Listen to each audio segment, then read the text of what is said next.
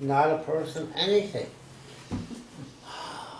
Maybe this would be a good time for us to take a break before we move into the more of the time management stuff, and then we'll see how things go.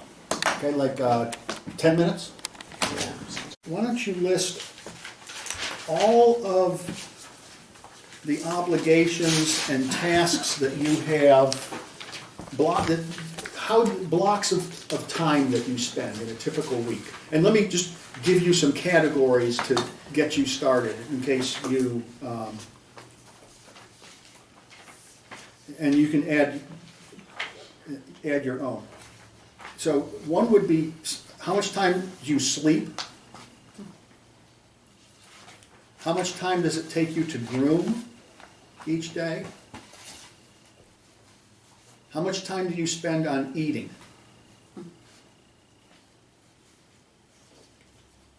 If you are in the car for long periods of time, how much time do you spend commuting in a typical week?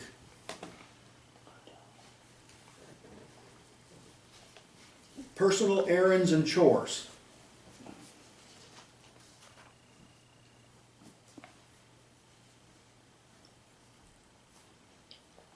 Church. And by that I mean committees and meetings, maybe visitation. We'll make a separate line for sermon preparation.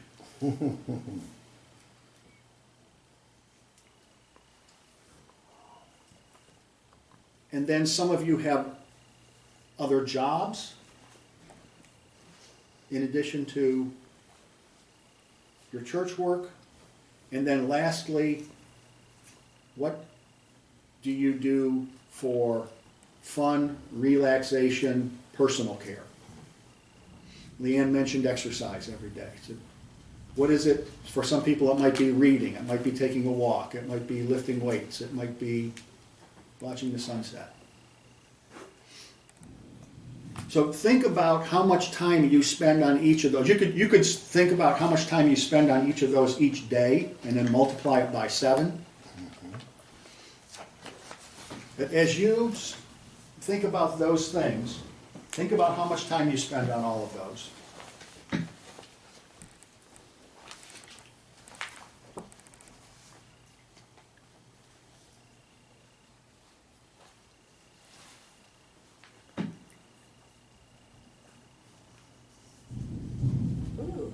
Ooh. Okay, I'm listening.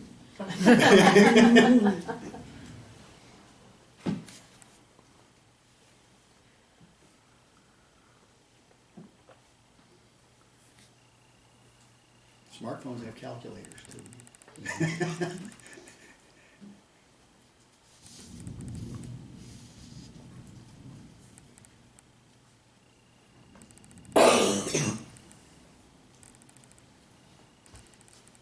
See, as I'm sitting here listening to the thunder, I'm thinking, I no longer have to worry about stadium evacuation plans.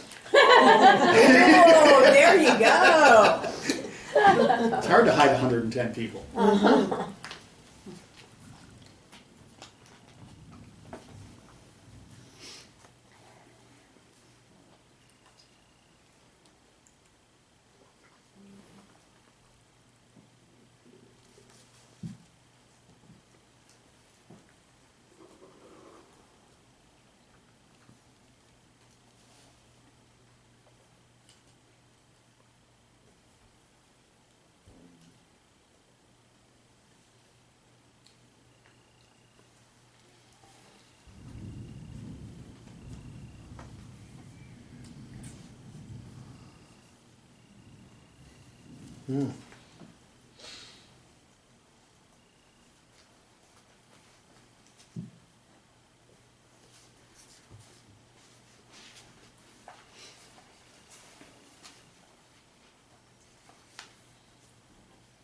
How are we doing? We ran out of time. No fun. I'm telling you, you can see where the time goes. I think most people, when you think about your time management, don't factor in things like sleep, and grooming and eating, which consume time, no matter, necessary as they are. They consume time. The easiest one for me is eating. And probably most of us, when we get in a pinch, cheat on the sleep column.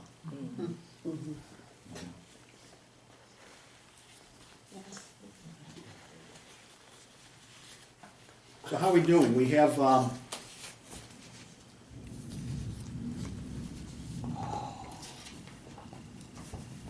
anybody live a day that's longer than 24 hours?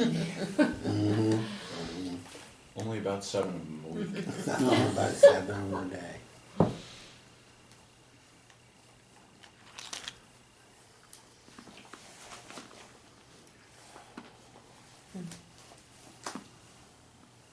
So even with all of these necessary tasks that take up our time, there are several, probably some of these that we don't get around to during the day. We like to think that we are going to work an hour a day on sermon preparation. That might be something that we let slide when we get busy and some unexpected event happens. And sometimes our schedules are challenged not because some critical event has come along, but because we indulge in time wasters. So think about that. And maybe let's share it around the table. This is like the confession to the priest. The sins we confess here will stay in this room. Can I get that in writing? It's being taped, just saying. Oh, goodness. That's So only what YouTube. what dawns on you as you look at your time chart? I didn't allow for all my TV time. I do. And I do TV, I do watch. I've got a lot of overlapping times. Like if Kate's napping, I can work on church stuff. I've organized my meetings for church to be either before or after worship, so it's all compressed. I don't have 2 different times that I have to go. Right. Okay. Those kinds of things. I have a lot of.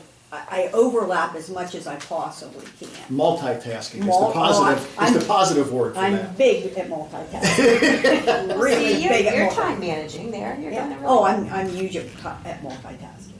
You know, while I'm making dinner, and my dad's going to come over, so I'm on the phone reminding him that he's coming over, and I'm Yes. making the dinner, and I'm getting Kate ready to get picked up by his mom, and I'm doing all those things all at the same time. Uh-huh. How about others? Any trends, observations, problems that emerge from your lists? Most of my time is spent traveling, Yes. Yeah, you have a lot. and also Hello? it's like broken up. Like it's not a my day is No, and not. I need time, I can just go from one thing into another. It's hurry up and wait before I can do this, or hurry up and wait before I can go here. And I have a lot more broken time. Like I go and see my mom each day now, and it's a Yeah. whole lot of juggling. Uh-huh. There is a lot of juggling there. Yeah, and that commuting time, it's not like you're riding a subway someplace where you can take a book and read or I do. something I like- do listen to You can do audiobooks a listen- lot, Books on tape, that helps. Yeah. That helps a lot, yeah. but I can spend a lot of time. Not a lot. Waste a lot of time playing on Uh-huh, computer apps. yeah. That was gonna be my next question. What are some of the time wasters? Oh, God. Doing Sudoku? There you go. You can do that on the phone too. Just saying. Some of that might not all be wasted time, by the way. I mean, some of those games I they've was gonna shown, say, they've yeah. shown that really contribute to Yes. your longevity They do. and mental health That's right. long term. And on that topic, one of the things that I've found in connecting to younger groups is playing games with them. Oh, my God. a lot of our members played, have an Xbox and play on Xbox Yeah. Live all the time, and so even when I can't go visit them, if I see that they're online, I can hop into a chat with them and play a game with them for a while and get a chance to connect with them that way. Right. That's neat. So I'm kind of on the edge of the scale there, whether Yep. like I'm doing something good and this is beneficial, or maybe I should put the controller down and go do some catch up on that student intern report that's supposed to be due tomorrow. My problem is I don't have a set schedule. I mean, I have my calendar of events, of meetings that I have to be to, or things that I have to do, or so forth and so on. But I don't really set down a schedule of, okay, I'm up every morning between 5 and 5:30. And then the day just goes as it goes, and I get accomplished what I get accomplished. If I have a meeting or something, someplace I have to go, then I don't have, the easiest one in all this for me is eat, I eat if I feel like it, if I remember. If I don't, I don't. And I don't worry about it. So here's, I'm gonna give you a little exercise that you can take with you and do throughout the week. These are just blank calendars. It's gonna make me work. But Oh my God, spend a week a week of calendar. tracking where your time actually goes.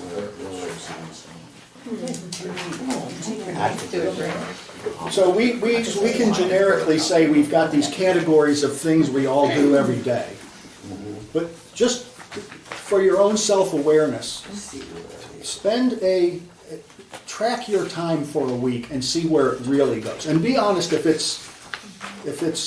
you track your time wasters as well as the productive time you spend. I think it's an interesting exercise to see how it is we perceive of our time management over against how we're actually managing our time. And we'll talk a little bit more about that as we go along. One of the things that all of the time management literature talks about is our need to establish priorities. And these priorities can change week by week, day by day. And in fact, probably most of us live in multiple tracks in any one week that call for a variety of different goals to be reached at the end. For example, if I listed my calendar, it might look a certain way. If I listed my calendar for sermon preparation, that's the goal. That's the one deliverable I have is on Sunday morning. Now, how do I plan to get there? And we all have those deliverables. They may not all be due on Sunday, but they all carry a track of preparation on their own. And how then do we integrate those multiple preparations that we're doing, those multiple missions to accomplish the goal? How do we integrate those into our day that makes sense? And all of the literature talks about the need for us to set priorities. And one of the most helpful things I've found, like I say, I don't read a lot of these management leadership things, but one of the books that made the rounds here a while back is this Stephen Covey book, Habits of Highly Effective People. And one of the things that I found most helpful, that I've jiggled with a little bit, is this chart that he develops to get us thinking about tasks that are urgent and tasks that are important. And so we plot these on a quadrant. So the more urgent, the higher up we go, the more urgent the task is. The farther out we go, the most important task there is. So in this quadrant, we have those activities that are urgent and important. So think about that quadrant. You can do this sometime what are the things in my life that are urgent and important? There are other things that are urgent, but they're not important. It may not be urgent to you, but they're urgent to somebody else. You know, Oh, good. the old, I used to have a note on my desk that said, an emergency on your part does not constitute a crisis on my part. So there's something, could be very urgent. You've got all these things you've got to do, all this time you've got to balance, and someone calls and says, can you come over and pray with me? My cat's stuck in a tree. And the answer is, I can pray from here.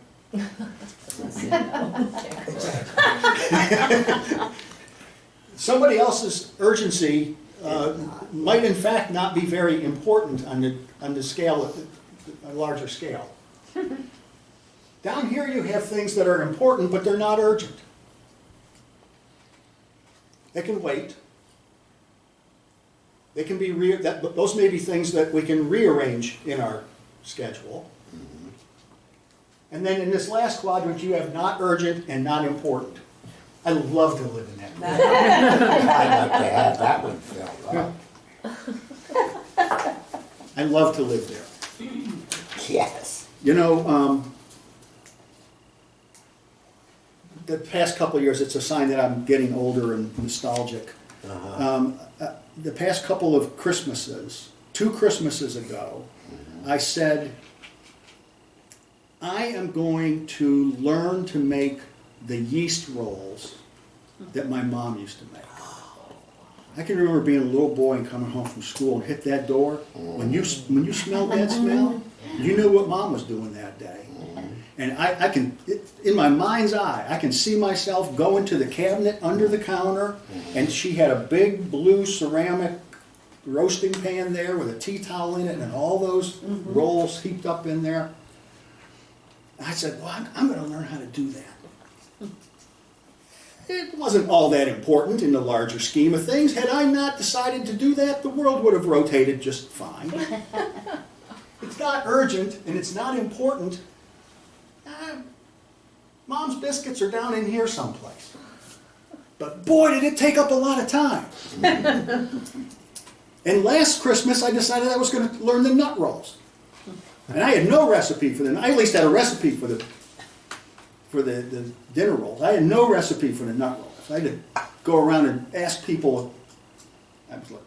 They thought I was a nut. Just craziness. It's not important. It's not urgent. I just wanted to do it. But man, do these things eat up a ton of time for us. So it's an interesting exercise for you is to think about on this quadrant what in your life fits where. And particularly being hard on yourself about, is critical really critical? And is important really important? Sometimes critical is critical to somebody else. It's not necessarily critical to you.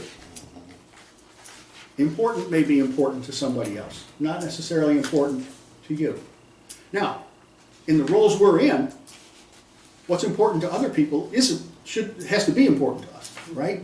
So there's a sense in which part of the struggle that we have with our calendars and our own time management is that we're not in control of our calendars and our own time management. Because if we think every time somebody calls, we've got to run, we've got to be there.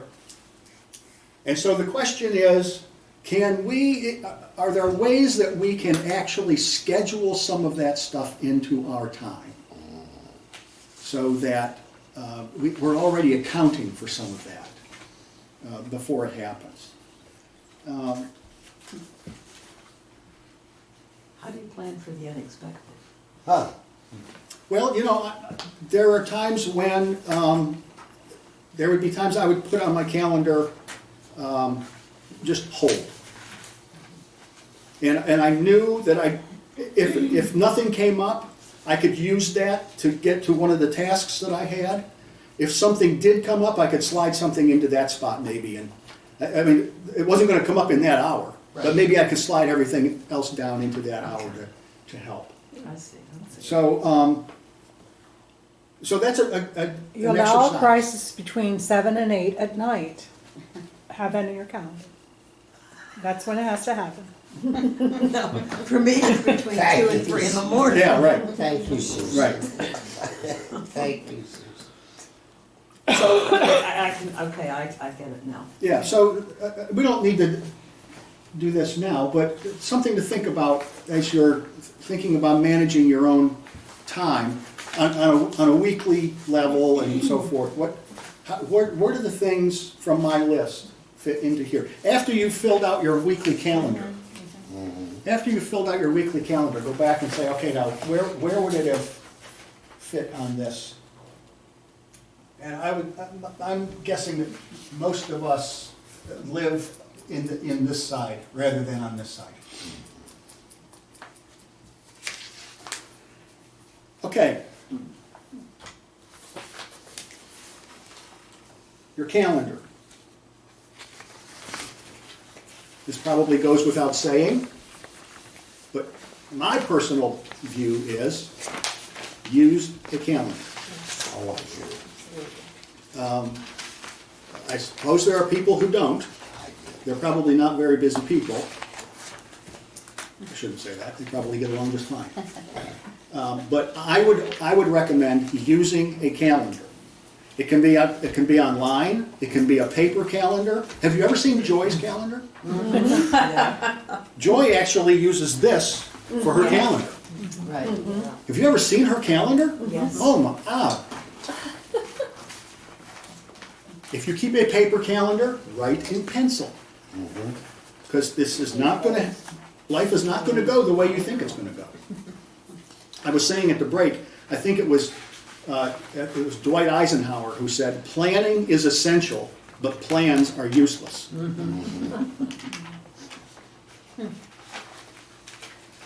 And as you're plotting out your calendar, don't start day by day. Think about a week.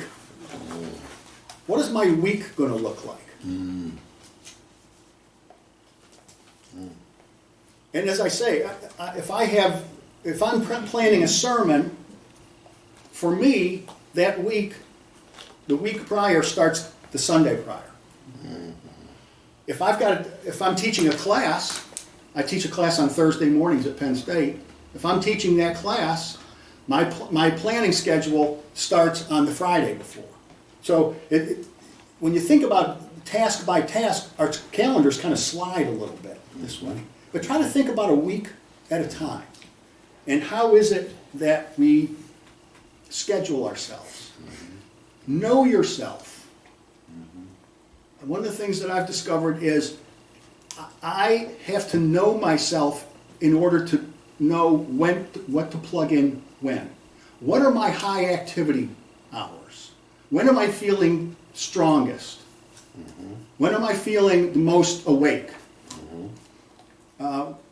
What is my high energy time? What's my low energy time? I have a friend, in fact I talked to her some in preparation for this, and she's a writer. And I said, okay, you're primarily a writer. When do you schedule your writing? What's your highest energy time? She said, oh, I don't schedule my writing for my highest energy time. She said, what I've learned about myself is that at my highest energy time, my mind is racing. And I can see everything that I've got to do in front of me, and I'm trying to pick and choose about which thing I'm going to do next. It's when I'm tired, and I can only think about one thing. When my mind will only let me think about one thing, that's when I do my writing. Now, you would not expect a writer to say, I do my best writing when I'm tired. And yet, she knows herself, and that's what her system is telling her, and she schedules appropriately. So one of the things that I'd be curious to hear is how we all plan a week for a sermon. Does anybody want to Gary's already told us he's got his sermon drafted, Jerry, I'm sorry, by Tuesday. That beats me. But I'm just curious, as we think about plotting out our sermons, how do we, what's a typical week look like for you, just in terms of your sermon preparation? Anybody preaching tomorrow? Probably several. Is it done? I start on Mondays with my scripture and start mentally preparing kind of prayerfully. I don't really start writing notes or anything until maybe Wednesday or Thursday, because it takes me that long to process. So when do you actually draft? When do you write? Do you preach from a manuscript? No, So what do you I take do in the pulpit notes. with you? notes. Notes. And when do you actually put those notes to paper? My notes are done by Friday, Okay. so that I can go over them Saturday. Mhm. And I go over them a couple of times on Saturday. And then I change my mind on Sunday. The sermon is never over till it's preached. That's right. I have people say to me all the time, "Can I have a copy of your sermon?" Well, you can, but that's not what I said. Right. How Well, about I others? learned something from your wife. She taught one of our classes, and she taught very much what you're saying. So I start usually on Monday by deciding what the scripture is in either the lectionary or what I'm going to do, and I read it from about 4 different translations, and I read it several times that first day from all these translations. And then I just stop. I don't try to get words out of it. I don't try to figure out what I'm going to do. I just let it go, and I just kind of ruminate on it for a day or so. And then I just find I sit down in front of the computer and I just start writing what comes into my head. And then I got to clean that up, of course, later on and get it make some sense. But I really find that helpful to read from several different translations and give it some time to think about it. Others? I guess I could jump in. We also, the scripture, but I like the idea of different translations. Every now and then I'll go to the Message just to make Yeah. it, because it's easy to Yeah. understand. Then, I don't know how long I only go out like once or twice a month, so I do mine in advance because I like to really think about them and make changes as the time goes on. But I read the commentaries because I just can't make sense of some of it. I mean, I know what speaks to me, and I usually put those words in bold of the scripture. But then I start looking into the commentaries and really dig into those to see what the experts in the field have come up with. And then I will go to some of the sources that we've been given in class. Reverend Leninger was one that I often go to see what they made of it, and I'm surprised. I use that sometimes, but if it didn't speak to me, I also, it's not just me. I'm considering who I'm talking to, the audience, and so if I think that that's not going to be something that might be met with, and of course. Then I don't use that, but constantly praying. How can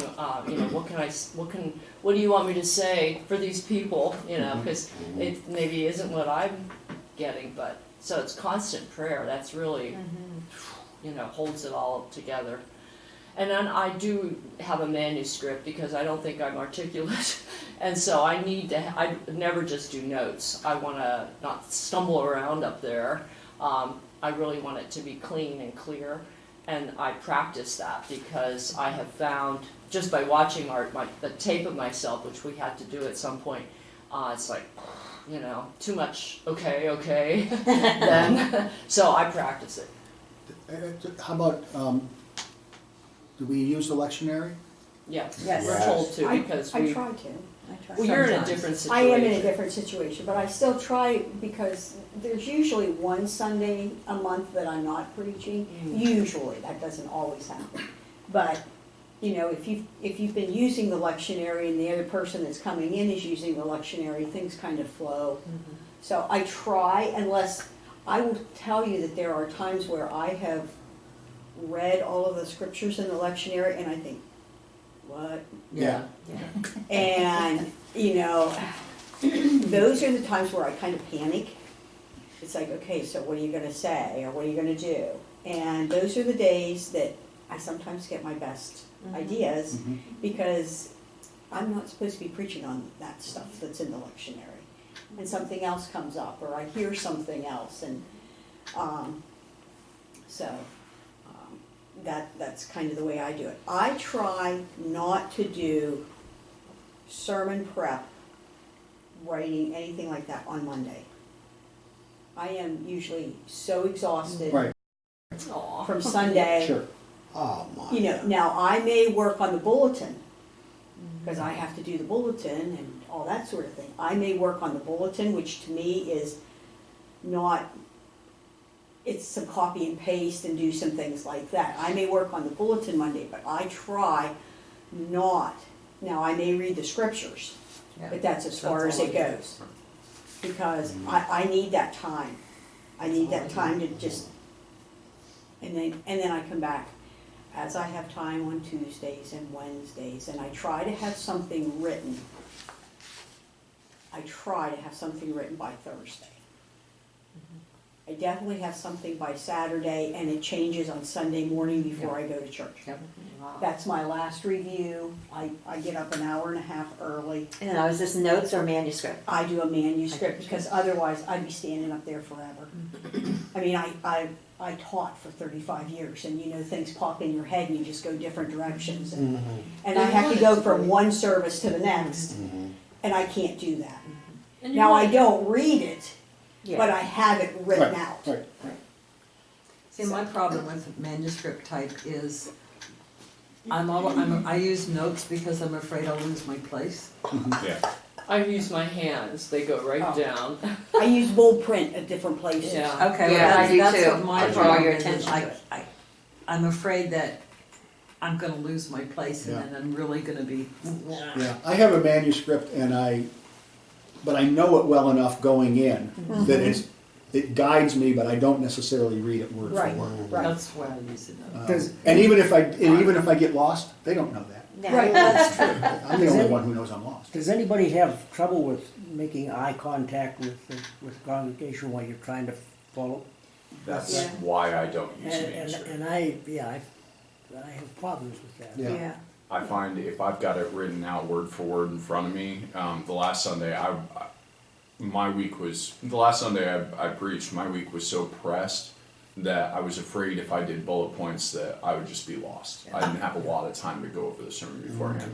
So I wrote it all out, and afterwards I had several people come up to me and you didn't look up from the pulpit once the entire sermon because I was just reading word for word. Yeah. But normally I do bullet points, and it's so that I don't get lost. Yeah. I think it's all I'll darn stylistic. over it. Again, you have to know yourself. Yeah. That's right. And it's stylistic. You know, I had a professor who never looked up from his lecture notes, I didn't and know I'll that. tell you what, it was the most fascinating class I ever took. I mean, his style was terrible, but he could have read the phone book, and I would have been captivated. It was just his manner and the way he did it. I really have a thing with that. It bothers me, and then especially to hear you say that somebody asked you about it. That bothers me.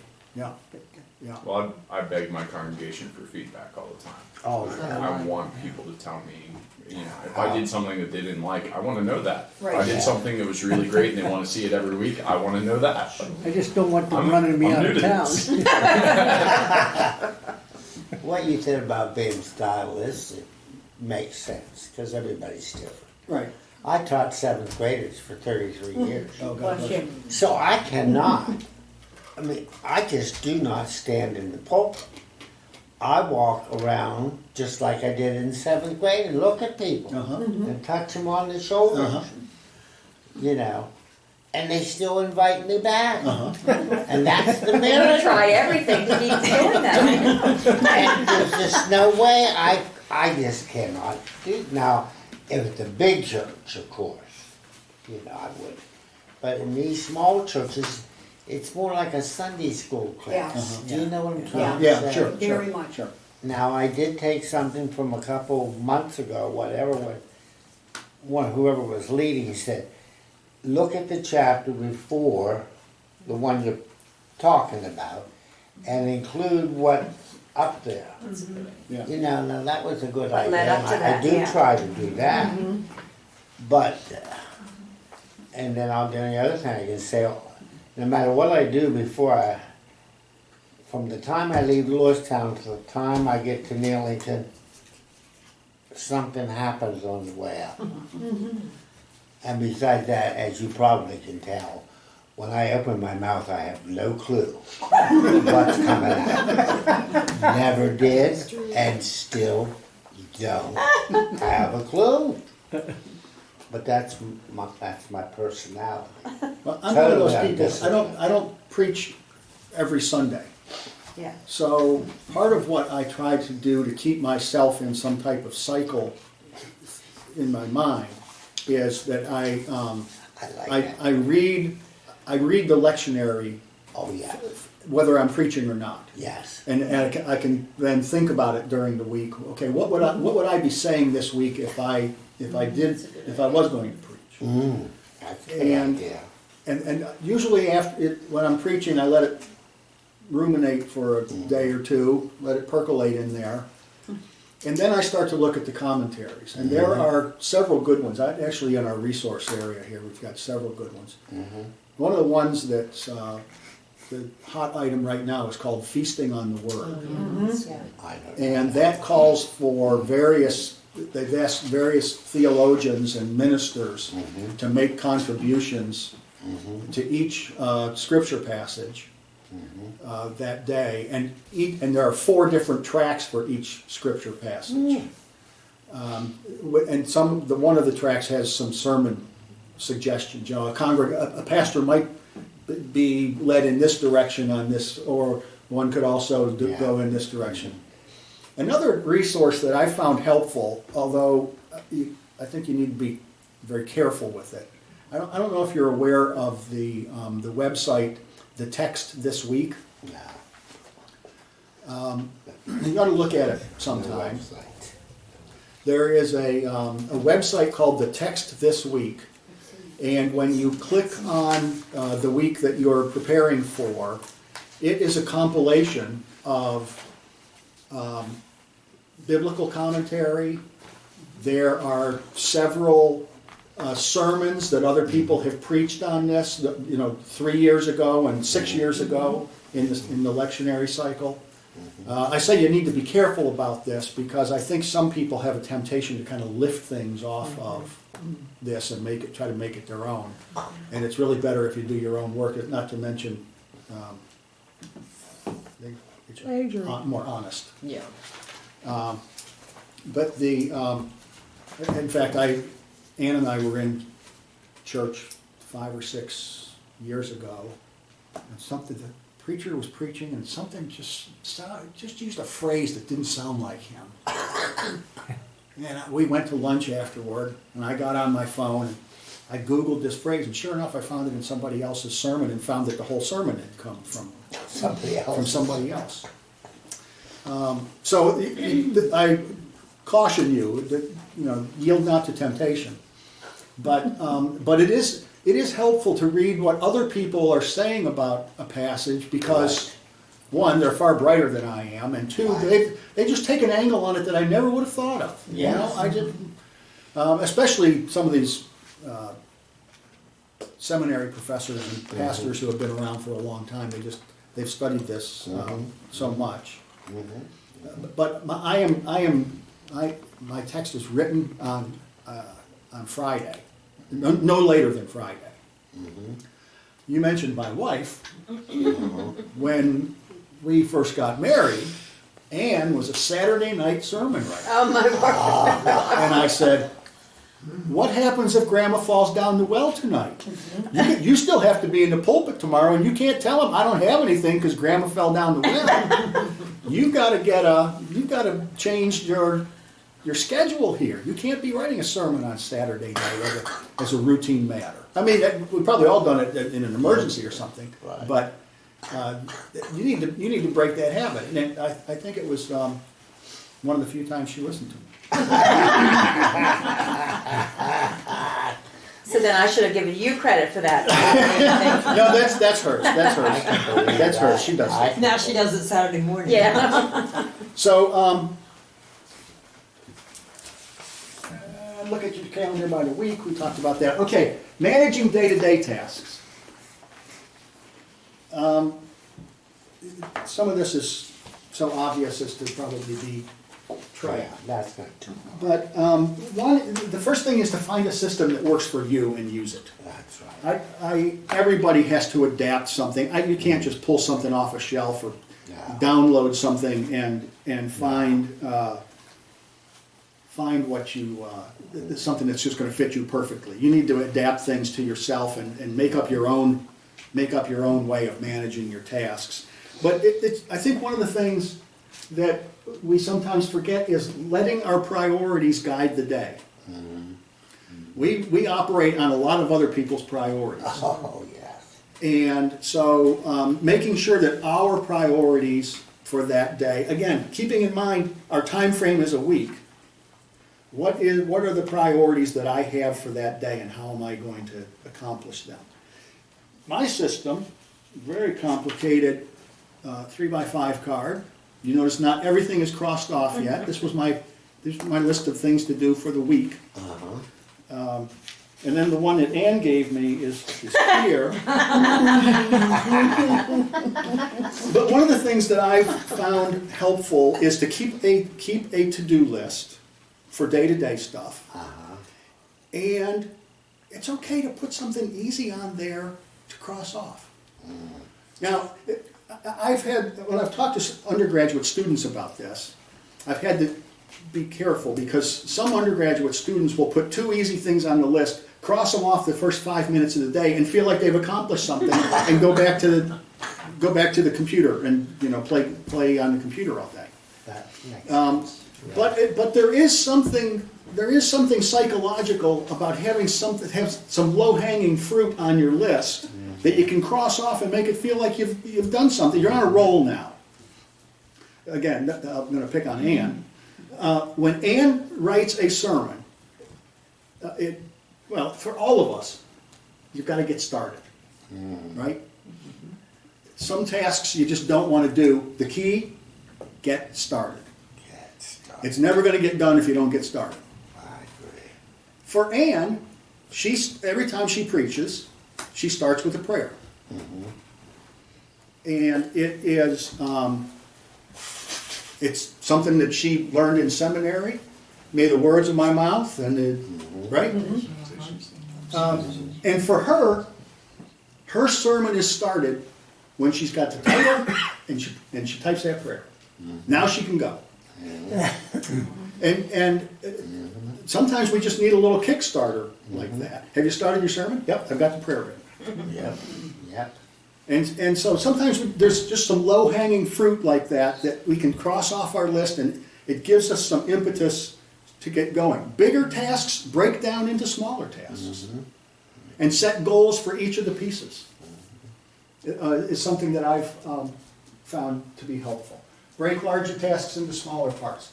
And then at the end of the day, go back to your to-do list. I do this frequently, and write a new to-do list. So I've got a lot of black lines on there. I'll go home and get out a new 3x5 card, which I always carry, and I'll start this over again. And some of the things I didn't get done will carry over, and a lot of new things will be added to it. But that's just a little trick that it's always worked for me, and I don't know how I would get along if I didn't do it. I have another friend who carries a 3x5 card, and she color codes things. So that the most serious priorities are color coded in green, and then there are others that are in yellow. The things she's going to do, I have another friend who keeps a list in numbers. I'm going to do this first, I'm going to do this third. The top is number 5, down to the bottom, and prioritizes that way. Again, some of this stuff is just obvious, and I'm not trying to insult anyone's intelligence, but these are just little things that I've used. Some of it sounds like work. And it got me. Yes, it does. Yes, it does. Well, some of the things you have to write down or you'll forget you even need to do it. Right. Oh, my God, yeah. yes. Thank you, One of my Susan. colleagues at Penn State uses the sticky note method. Oh. And her sticky notes are all over her desk. As priorities change, they might change order. And I said, how can you work with all these sticky notes? She says, I hate these. But it's the only way she's been able to find to keep herself organized. And she says, you know, my goal is to go home at night and not have any sticky notes on my desk. I said, how often do you need to go? Almost never. But I do know what's in front of me, and I know how to prioritize things and how to move them around. Procrastination. Oh, I love this one.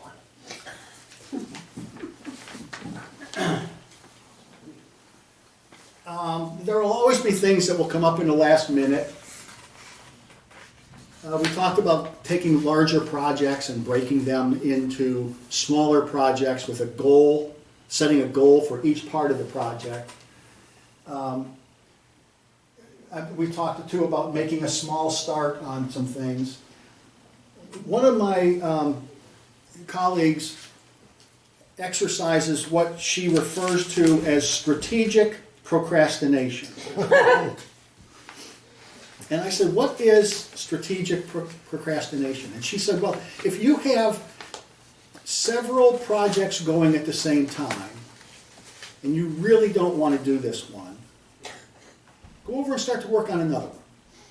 You're procrastinating. You should be working on this one. But at least you're getting some progress made on one of the other things that's a legitimate priority on your list. And she said, I have found I can go back and forth on these, then I get tired of working on this one, I'm going to go back to this one. But she says, I might not be making the progress I want to make on each one of these, but I'm making progress. And something that I need to work on is being worked on all the time. And I'm not wasting time in the process. Anybody thoughts on procrastination? Don't do it. I do it well. I do it well. I do it well.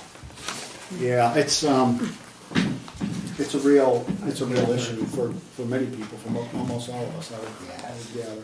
I would gather. I want to touch on meeting management. Because sometimes, you might have a meeting on your calendar, and so that's something that's going to take time. It's on your calendar, you've got time allotted for this meeting, and then it's so easy for meetings to go so bad. And there's always, it seems like, someone who wants to interrupt, and there's always someone who wants to talk about some other issue that's not on the agenda. And so when the meetings that I've had to conduct over the past, I've found that a couple things are helpful. Doesn't mean the meetings always go well. But the first is, and again, this seems just so obvious, have an agenda and stick to it. Right. In fact, even if you don't write it on the agenda, in your head, have time allotted for how long you're going to spend on each subject. People will really, they might chafe at it if they're one of the interrupters or they're one of the people who are sort of contrary, but overall the group will want this and will be grateful for this. I remember at the Bellefonte Church when Ann and I were helping to fill the pulpit there, Joy was the clerk of the session, or was the moderator of the session, and it came time to ask for people to be members of the session. And one of the members stood up and said, "It's not like before. Joy has 1 hour meetings." Well, three hands went up. Because it used, there were stories about people dying in these session meetings, but Joy holds 1 hour meetings. All of a sudden, we had volunteers. So people will appreciate the fact that you keep things moving and you keep things on track. One thing that I found helpful is practice inclusion. Oh, my. as you're conducting this meeting, if you're chairing the meeting, don't let any one person dominate. And make it a point to ask for a contribution from someone who hasn't spoken. Make sure everybody's involved and making a contribution to the effort. That's a good. Develop shared ground rules. You could, good luck with that. That's something I think is good.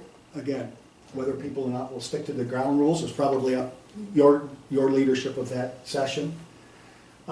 Manage interruptions and digressions. Well, I used to hold a staff meeting for the president's staff about once every 3 weeks we would have a meeting. And there was one person who just constantly interrupted. And I finally figured out that she just wanted everybody to know that she had information that the rest of the group didn't have. And so I finally started the meeting one time by asking, do you have anything you want to share with the group before we get to our first agenda item? I said, you've got 2 minutes. And she got it all out there, and we didn't hear from her again in that meeting. So, I mean, things happen for reasons. They're not all sinister. Sometimes people just need a little attention, a little hand-holding. And find a way to manage interruptions and digressions. Another one of the things that happens in meetings, this is something that's been noticed by people for a long time now. One of the dynamics that can occur in a meeting is that a woman might make a statement in the meeting and it gets overlooked, and then 5 minutes later one of the men in the room will say the same thing and it's a great idea. And so one of the things that I've tried to practice in the meetings that I make, if I find myself guilty of having overlooked the original comment, it'll remind me, when I hear the other person, it'll remind me and I'll go back and say, well, Jane, you made that comment 5 minutes ago. Why don't you tell us what you had in mind? So there's an inclusion that we need to activate in the meetings that we chair in order to make them effective. And then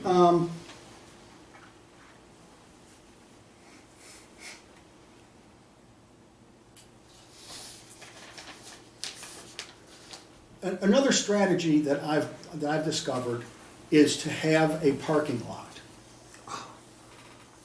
in your meetings. So you take a little pack of sticky notes with you, and you can even assign someone to be in charge of the parking lot for that meeting. And every time somebody raises a topic that is not on the agenda, oh, that reminds me, women's group is having a dinner, we need to get organized. Well, you write it on the sticky note and you put it in the parking lot. Okay, that's not on the agenda. We will talk about that at a future meeting. And then at the end of the meeting, you gather up all of the sticky notes from the parking lot and you make sure that those things get on the meeting. The issue's not being addressed immediately, but for people to know that it's been heard and it's going to be on a future agenda, it usually satisfies people so that we can get on to talk about the things that were important. And then I try to conclude every meeting. With a review of what we have talked about and what are the actionable items and who is responsible for doing them. Okay, this is what we said we were going to do. Paula, you said you were going to be in charge of that. You can email us on your progress, or ask us all for help. We'll get a review from you, an update at our next meeting. So that you know coming out of your meetings, these are the things we said we were going to do, and this is who's in charge of. One-on-one meetings. I don't know if these are a problem for you. Before you leave the group, Yeah. do you find it helpful to send out your agenda prior to the meeting, Oh, and yeah. also, if you have the minutes from the prior meeting, to Yes. send those out. Yes, Because I try to do that, that way people know what's coming up. Right. Yeah. They review what we did last time. right. Yeah. Now, whether they will read them or not, I don't know, but Right. one of the first things you're gonna do in a meeting, if it's a formal meeting, you're gonna ask for approval of the minutes. And to just hand those to people there, give them a fair chance to read the minutes that you're asking them to approve before they get to the session. Also, I like to send an agenda. I know folks who don't, because they don't want people to know what we're gonna talk about till we talk about it. But I've just felt, usually, my basic philosophy in life is that there are too many secrets, and so let's just get it out there, and this is what we're gonna talk about. It gives people time to amp up and prepare to fight something, but that's okay. Agendas help a lot with person taking the minutes too. Yes. Especially, I mean, I Yeah. encourage have the motions already ready, Yeah, even if they need to be revised or whatever. yeah, Good idea. yeah. Good idea. So, one-on-one meetings. In our context, this might be visitation, or someone dropping by your house or the church office or some such thing. I think it's important to manage people's expectations from the start. And so to let them know, I would like to come over and visit with you. Looking at my calendar, I have 20 minutes that day. Now, if you spend 30, they say, wow, this person made an extra 10 minutes for me. But to manage the expectation of how long this is going to go. I'm not coming at 2 o'clock and staying for dinner. I'd love to have a conversation with you. It's very important to me. I know it's important to you. This is what I can do. Now, in a crisis situation, obviously, that's very different. But in terms of meetings that are not time sensitive or not on that scale, urgent and important, just visitation, try to establish some time expectations from the beginning. And then I put some stuff on here about having candid conversations. I don't think I'm going to go into a lot of that. I'll show you. There's a book by Sherry Hartley, How to Say Anything to Anyone. It even comes with a book with a box of flashcards that you can use. That she gives you topics so you can practice. This is the art of saying no. Oh, what's the name of that book? How to say anything to anyone. This is the art of saying no. I mean, and for me, that's been as hard for me as it is for any of you. I know people rely on me. Sometimes I feel like people are just asking me because they don't want to do it themselves, but usually they think I'm bringing something to the task that other people might not bring. So I hate to say no, but unless you're going to just burn yourself down to the nub, you have got to do it. Yep. Manage one-on-one meetings. I don't have one-on-one meetings. I don't find that. Well, visitation, do you visit it? Visitations, when I'm doing home visits, I always have somebody with me. Uh-huh, Unless it's a husband and wife. uh-huh. But if it's a single man, even a single woman, I always take an elder with me. That's good. If I have a meeting going on at the office, I make sure that somebody else is in the building, whether or not Sure. they don't have to be in the office. Sure. But I don't do any one-on-one. Yeah, that's a good meetings practice. anymore. That's a good practice. It's just, so many things have gone on in the world. Sure. Oh, But even in that context, you can still manage the time of it in this Yes, fashion. yes, that I can By do. setting expectations for time and so forth. That I can do. Yeah. Because I know pastors who said, gee, I stopped over to see so-and-so, and I thought this was gonna take, I would be there 20 minutes, 15 minutes, and I'd spend an hour and a half. And that's important stuff. But there are ways that we've got to be able to be in control of some of that we can control. There's not a lot of it we can control, so we have to be able to control the part that we can. which is another lesson my dad taught me. Is worry about the things you can control and not the things you can't. I don't do that one very well. Good suggestion. So again, this thing about candid conversations, I'm gonna skip over some of that.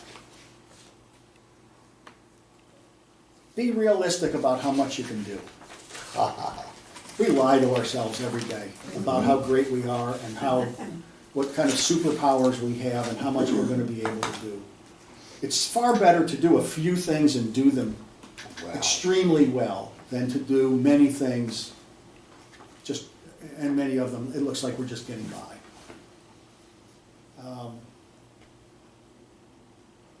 And again, this too has to do with burning ourselves out. If you know there's a big project coming up, or there's some big program or some initiative, and you just cannot give the time to it. I was asked to teach a course in the spring, and I said, I'm the vice chair of the board of my seminary, and we're bringing on a new president. I just can't do that. I would love to do it. It's a course on religion and higher ed. I would love to teach the class. I just can't do it. If we make any progress on religion and higher ed, it's going to have to be without me in the spring, because I just can't be there. Self-care. Again, this is obvious. Take care of yourself physically and spiritually and emotionally. Get sleep, diet, exercise. My daughter is an athletic trainer at the University of Kentucky, and she has put me on a regimen that I must say works. I hate to admit my daughter's right, but it's worked for me. I'm not a big exercise guy. I don't hate the gym. Oh my! When you spent your whole life 5'7" and 120 pounds, you don't go to the gym. No, you don't. Nobody there looks like me. So, but I walk and I lift weights in my house and do some things like that to take care. Other people, they recharge their battery by reading for pleasure. Bible commentaries don't necessarily count. Taking walks, reading a book, being with special people, family time. That's time that can really regenerate a soul. So long as you're not at the table on your phone or thinking about what you have to get done tomorrow. Just really immerse yourself. Be present in the moment with the people you are with. This one I am preaching to myself, but I think sleep is underrated. I know there are people who can sleep and sleep and sleep like they're hibernating. I'm not talking about that, but even cheating yourself, whatever your sleep pattern is, even cheating yourself a little bit can have a disastrous effect. I can tell you, I've always been one of those people who didn't need much sleep. Drove my parents, even when I was a kid, drove my parents nuts. I was 4 and 5 years old. I'm the one turning out the lights and going to bed, and I was the first one up in the morning. Drove them crazy. And I had a kid like that. Drove me crazy. But I've always been the type of person who could operate on 5 hours of sleep, 4 or 5 hours of sleep. And when I was the chief of staff to the president and all the Jerry Sandusky stuff happened, there was about a 2-month period there where I got 3 hours of sleep a night. And it didn't feel good. And that was a time when you had to be at your best. You had a lot of decisions, crucial, important, legal, financial decisions had to be made. It's no time to be drowsy. So even changing, even if you're a person who doesn't need a lot of sleep, even changing that a little can really throw you out of whack. And it trickles down through your whole day. That can make a mess of your calendar. It can make a mess of your to-do list if you're not properly rested. So don't underestimate the value of a good night's sleep. Take breaks and reward yourself with fun stuff. And this one I violate it all the time in my professional life. It says don't eat at your desk. I took every meal I ever ate at Penn State at my desk. But I have a lot of colleagues who, even if it's just walking someplace to get something to eat, or just eating while they walk, getting a little exercise and walking, just getting out of the work environment. Sitting on a bench, I have a friend who every day I can look out the window and I can see her eating her lunch out at the bench in a parking lot. It's not a beautiful setting, but she's just getting away from the stress of the workplace, and that was quiet time for her. So rewarding yourself with some downtime, I think, is an important thing. That is. And the last item I have on there is that to take care of others, we need to take care of ourselves. Sometimes we think it's just the opposite. We think that we're going to punish ourselves by taking care of other people.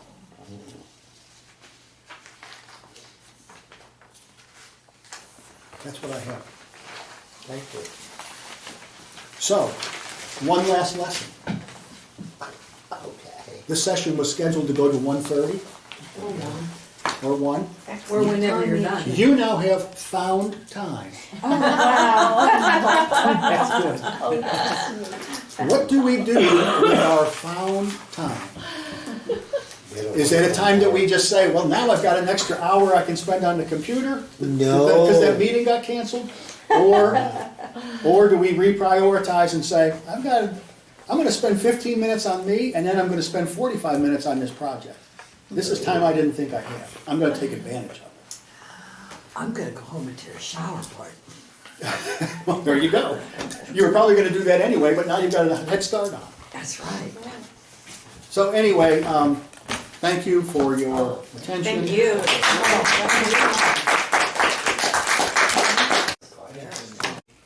And this is where we pick up the story. This is starting at the 8th verse of the 17th chapter of Exodus. Then came Amalek and fought with Israel at Rephidim. And Moses said to Joshua, choose for us men and go out, fight with Amalek. Tomorrow I will stand on the top of the hill with the rod of God in my hand. So Joshua did as Moses told him and fought with Amalek, and Moses, Aaron, and Hur went up to the top of the hill. Whenever Moses held up his hand, Israel prevailed. And whenever he lowered his hand, Amalek prevailed. But Moses' hands grew weary. So they took a stone and they put it under him, and he sat on it. And Aaron and Hur held up his hands, one on one side, the other on the other side. So his hands were steady until the going down of the sun. And Joshua mowed down Amalek and his people with the edge of the sword. And then the second reading is from the 2nd chapter of Mark. Jesus is just beginning his ministry. And when he came to Capernaum, after some days, it was reported that he was at home. And many were gathered together so that there was no longer room for them, not even about the door. And he was preaching the word to them. And they came, bringing to him a paralytic carried by 4 men. And when they could not get near him because of the crowd, they removed the roof above him. And when they had made an opening, they let him down on a pallet on which the paralytic lay. And when Jesus saw their faith, he said to the paralytic, "My son, your sins are forgiven." These are 2 lessons that strike me when they're read together, because of the way they talk about really small, anonymous things that are done that lead to bigger things. Aaron and Hur they stand next to Moses. All they do is hold up his hands. Hur we only hear from one more time in the entire Old Testament. There's only one other reference to Hur. Otherwise, we don't hear about her. Aaron, we know, Moses' brother, his chief of staff, we might say. He oftentimes spoke for Moses when Moses' speech problem got in the way. But Aaron also sort of disappears from the scene, becomes a priest, and someone else takes over the support of Moses. All that these two people do in this scene is hold up his hands. Hours and hours, but they just stand there and hold his hands up so that Israel can prevail. If Israel doesn't prevail in that battle, the story's over. There's no King David, there's no King Solomon, there's no temple, there's no Old Testament. There's not a story to tell anymore. The story's over. So all that transpires in the history of the Israelite people happens because two people, one of whom we never even hear about again, did what seems like a really insignificant thing. They held up his hands. And then we get to this story in Mark. We don't even have names. Men brought him. We don't know who. You know, you'd like to be able to go to the pastor's office and say, we need to print out a certificate of appreciation and present it to these guys in church. But we don't know who they are.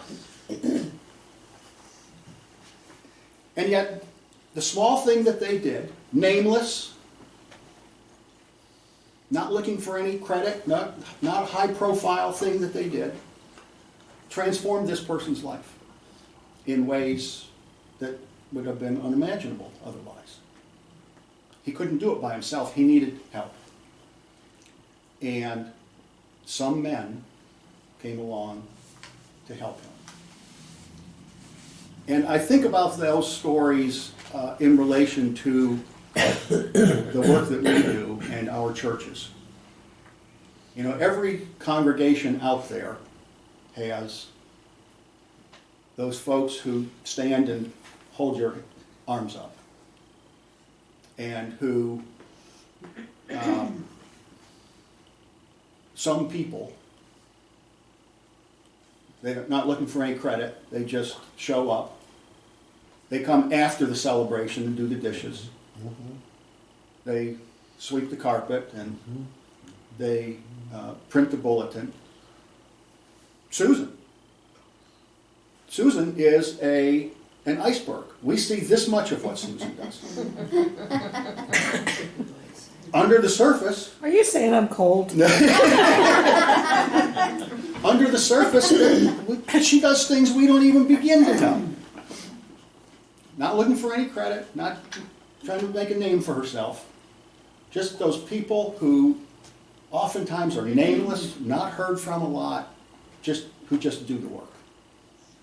And all of that is necessary. We were talking at the beginning about the congregation in Milroy. Smallest congregation that we have. I think last I knew it was 6 people. I've preached there 2 or 3 times. Nothing phases those folks. Nothing phases them. I was there on an Easter Sunday when the piano player didn't show up. They said, okay, somebody will lead it. Sure enough, we sang the hymns. A call goes out because we need buckets for hurricane cleanup. Who makes the most buckets? It's those folks. We need dresses, 175 dresses from 6 people. I was there one Sunday, they said, don't forget this weekend is our mother-daughter banquet. There are no daughters. There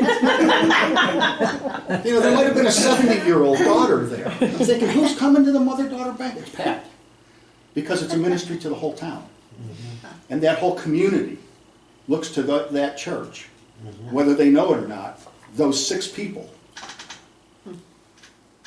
Many of us could not name the names, even the 6. But the ministry they provide is far greater than their number. And we have people like that in all of our churches.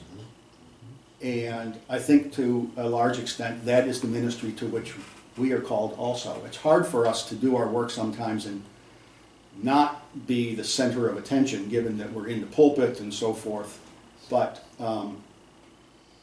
our work is similar to those who are, we're helping these churches keep their hands up. And we're helping these churches lower people down into the sanctuary to meet Jesus. So with that, I will lead us in prayer. Gracious God, we thank you for this time together today. We ask that it will be put to good use. We ask that we will learn things we hadn't known before or think about things in ways we hadn't before. And we ask, oh God, that you move among us, inspire us, open our hearts and our minds, and bless the fellowship around this table. In the name of Jesus we pray. Amen. Amen. So what I want to do is, I know you all know each other, I don't know everybody.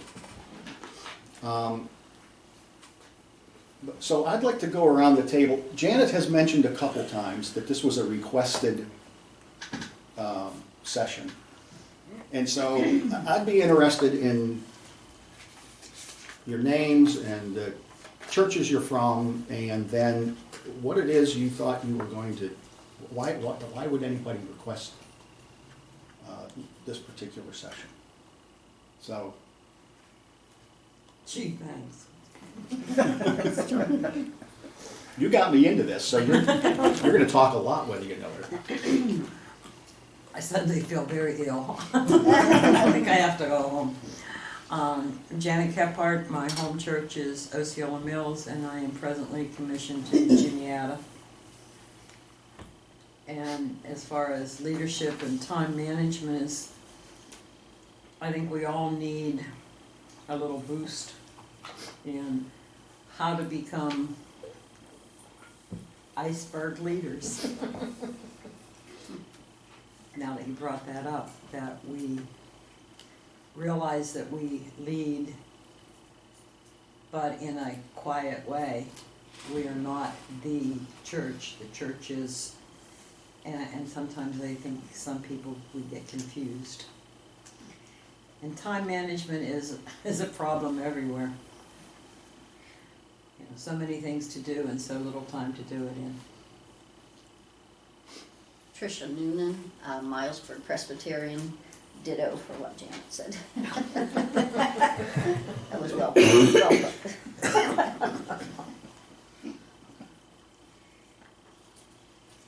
Gary? Well, now you know who I am. Winburn and Kermanville Presbyterian Church, taken numerous time management courses over the years in the banking, but never have learned how to Speak up, I can't hear you.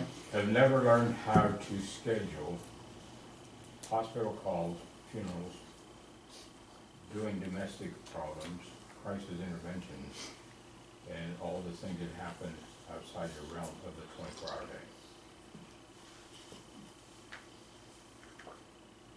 Lamar Adamson, First United Presbyterian Church, Du Bois. I don't know. I think sometimes I have problem time management. Sometimes I find myself, I think, going this direction and trying to find time to do this and do that. Because besides preaching at different churches every Sunday, I also do a hospice volunteering. I'm a hospice chaplain. I'm a chaplain assistant at the hospital. And so there's times where, you know, you're trying to put it all together.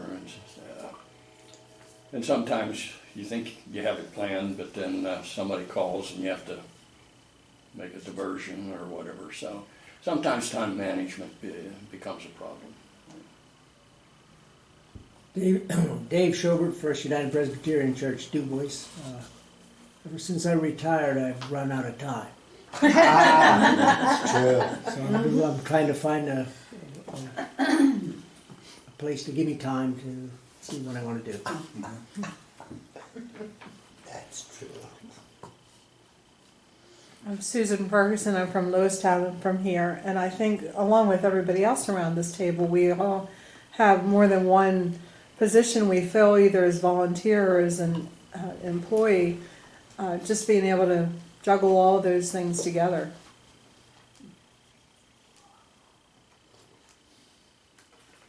Jerry Brandhoover, my home church is Winburn. I preach 2 Sundays in Milroy and 1 in Creekside for Kiskominicus. I've learned that I have to do time management in that I have to have a bulletin ready normally by Monday.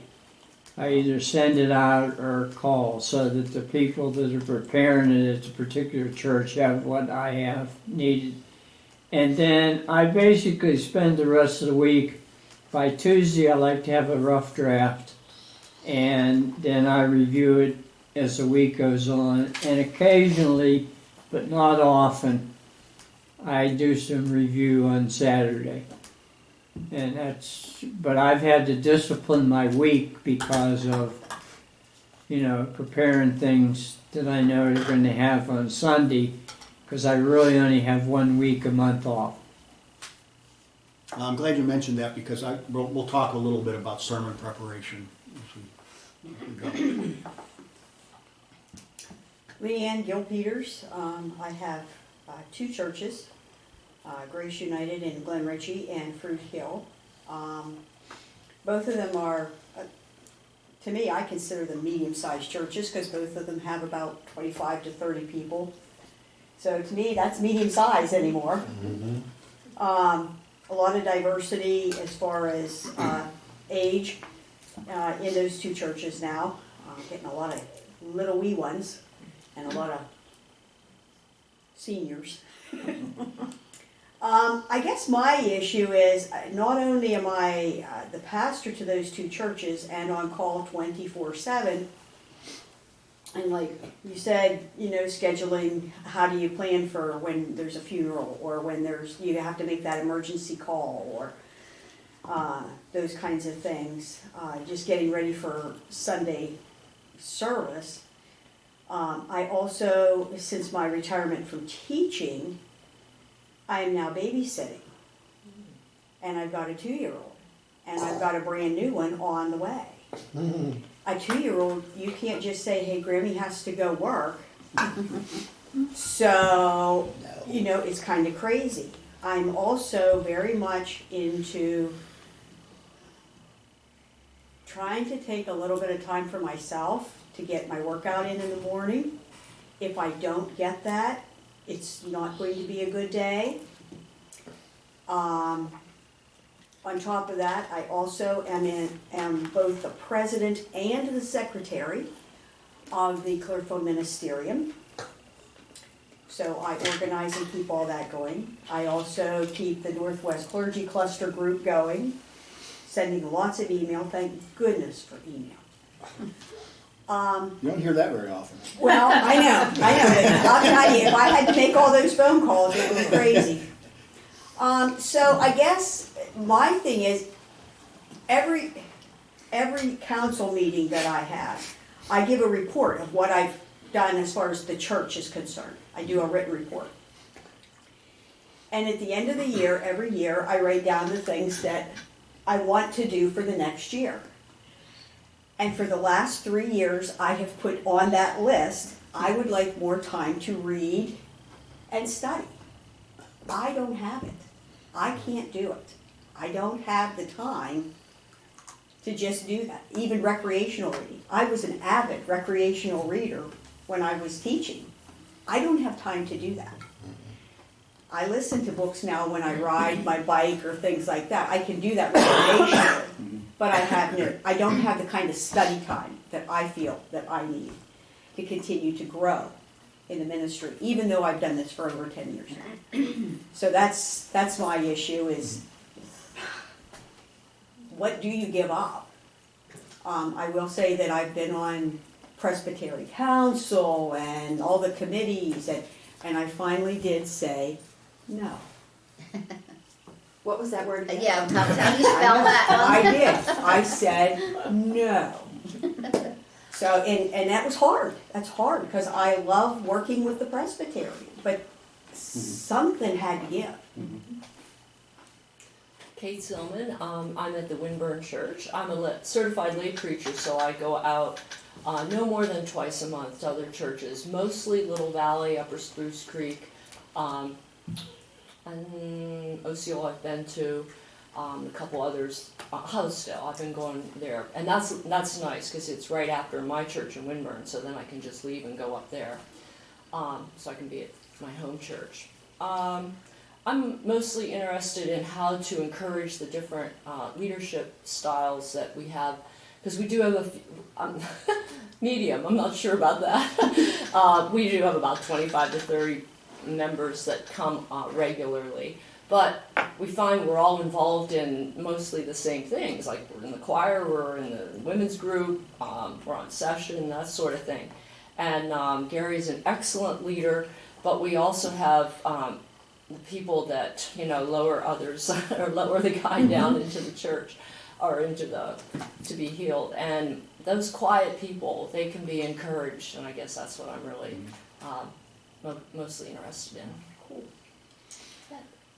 Ed Carlson, I'm from Highland Park Presbyterian,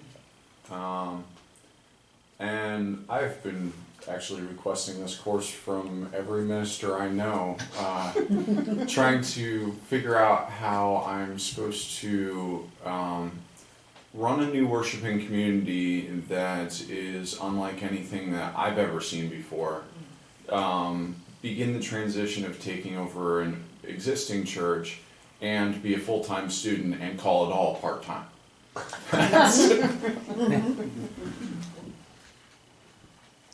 Good job, Ed.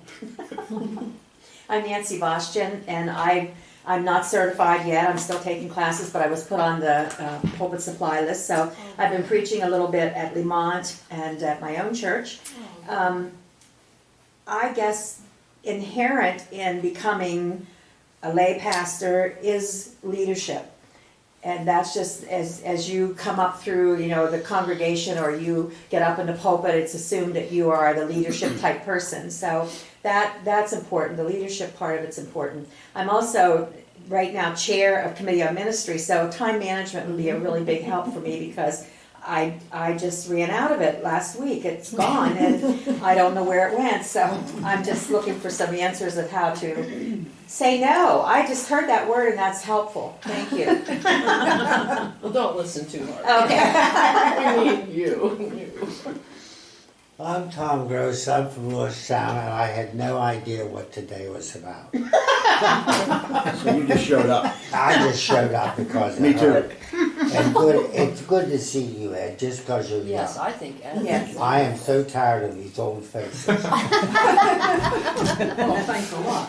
You're welcome. I have no idea what any of this stuff is about, and I just turned 80 this summer, and to tell you the truth, I don't care. He came for the coffee.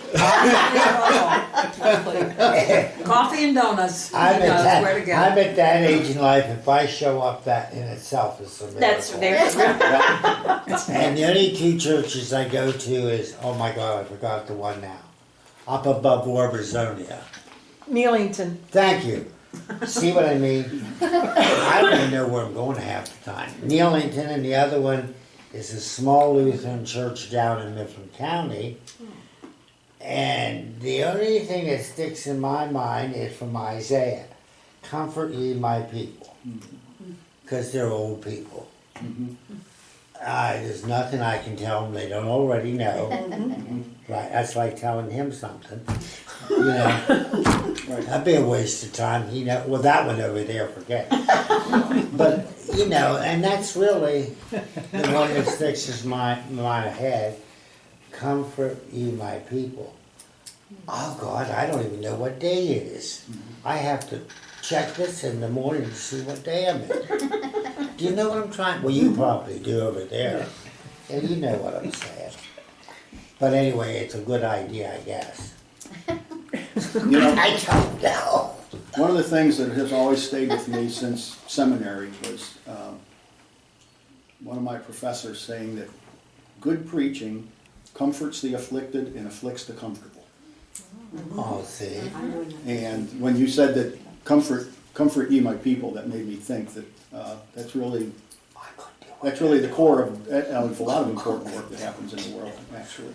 No, I could not do. We all told us who we are. Who are you? I'm gonna do that. And I'm gonna take a little time because none of you really know me all that well. But, so my name's Tom Poole. I'm also some more widely known as Mr. Ann Ard. Oh, now I know. Yeah, exactly. Happens to me all the time. I grew up I was born in Western Pennsylvania, baptized in the Homer City Presbyterian Church. And my dad was a coal miner for 21 years in Luzerne Mines across the highway from Homer City. And we were Lutherans. In fact, my great-grandfather was a Swedish Lutheran pastor who came here from Sweden and settled in Connecticut. And my dad told the story that one Sunday morning, the new boss in the coal mines came and knocked on the door and said, "Get your kids, we're going to church." And my dad said, "Well, we've already been to church." And the new boss said, "Well, you haven't been to my church." And so we became Presbyterians. And Yeah, that makes sense. so my dad didn't want the boys to end up in the mines, and so he worked for the Rochester and Pittsburgh Coal Company. And every year this big coal order came in from this place called Eastman Kodak in Rochester, and he figured that if anybody that ordered that much coal must have work. And so he packed up the family and we left sight unseen for Rochester, New York. And so that's where I grew up until I was 26 and moved back here. I've been studying theology formally for 50 years. I was an undergraduate religion and philosophy major at Roberts Wesleyan College outside of Rochester, New York. And then I went to Colgate Rochester Crozer Theological Seminary in Rochester and did a Master of Divinity there. My ethics professor was Martin Luther King Jr.'s ethics professor when Crozer Seminary was in Chester, Pennsylvania, before it moved to Rochester. And that had a huge influence on me. And so I determined that after I earned my MDiv, I was going to get a PhD in Christian social ethics, and I came to Penn State to do that. So I came to Penn State in 1978. I was going to be here 3 years and leave. That was 41 years ago. Penn State offered me a job. It wasn't exactly the job I thought I was going to be in. They offered me a job at the chapel on campus. And I called my dad and I said, "I don't know what to do. This isn't the job I thought I was going to do. I want to be a professor." And the man who was a 21-year coal miner said, "Are there benefits?" And I said, "Yes, there are benefits." And he said, "Is there a pension plan?" I said, "Yeah, there's a pension plan." He never asked how much the job paid. No. But if there were benefits and a pension plan, and he told me, "Hang up the phone and go tell them before they change their mind that you're going to take the job." So for 10 years I served as the director of the Helen Aiken Eisenhower Chapel on campus. And then I moved into another administrative role for about 10 more years, and then in May of 2007, the president of the university, it was Graham Spanier at the time, came to me and said, "I want you to be my chief of staff." And so I served as 11 years as the chief of staff to the president of the university and vice president for administration up through last June. I left that position in June of 2018. My ordination was originally in the United Church of Christ because I was stubborn. I was in seminary and I was involved in the Genesee Valley Presbytery as a Presbyterian, and I had an undergraduate degree in religion. And at the time, in addition to the ordination exams, there were certain courses you had to say that you took, Greek and Hebrew in seminary. I had Hebrew in seminary, and I had Greek as an undergraduate. And the Presbytery insisted that I retake Greek and take it in seminary. So I said, you know what? I'm United Church of Christ.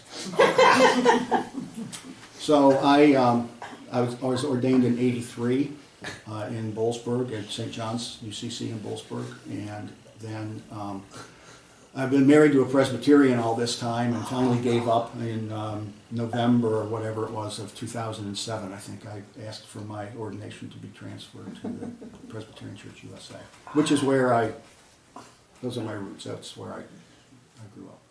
I love your story. So Janet is to be commended, I guess, because she asked me if I would teach one of these classes, and I might have been the first person you asked because you gave me my choice of September, October, or November. So all three were still open at the time you talked to me. And I said, yeah, I'll do that. Doesn't matter what month. Let's say September. And I have done this before. I did one on Christian ethics one time, and I did one on preaching from the Old Testament, and I did one on what it means to be Presbyterian. And it was only after I said yes and got locked in that Janet told me it was on time management and leadership. Oh, So, good luck. so it's interesting to hear what problems you have as you go around the table. I have the same problems. And although I have been a part of a pretty complex organization for most of my professional life, but I must admit my immediate thought was, I know a lot of the people, about a lot of the people around the table. And, you know, a couple folks who maybe aren't here today, I was thinking, Ken Rainey, what the heck does Ken Rainey need to know from me about time management? I'm friends with Ken Rainey on Facebook. He wakes up at an ag arena in Indiana, and he has lunch with his family in Pittsburgh, and he has dinner with his wife, and then he's at a baseball game in the evening. I'm thinking, what? I'm going to tell Ken Rainey about, I'd like to hear what Ken Rainey has to say about time management. I think he has more hours in the day than the rest of us do. I always say to my wife, is there more than one Ken Rainey? Is there another Ken Rainey out there? So I don't consider myself to be an expert in the area of time management, but I do have some thoughts that we'll share and talk about as we go along. Leadership, actually, I've because of my study of Martin Luther King and my seminary background, I've actually done quite a bit of work on leadership, which isn't to say I know everything about leadership. I had an uncle who lived in Big Run, and he was a member of the Big Run Presbyterian Church, and he used to say, you know, I've taught Sunday school at the Big Run Presbyterian Church now for 40 years, and there's only two things I don't understand: the Old Testament and the New Testament. So I've studied leadership for a long time, but that doesn't mean I know all there is to know about it, and that sometimes even some of the fundamental stuff is interesting. So let me launch into a little bit about leadership, and we can have some discussion around that, and then we'll get into the time management part, if that works for everybody. We'll take a break at some point in time. You tell me when. And You tell us when. And I don't know how long we'll be here.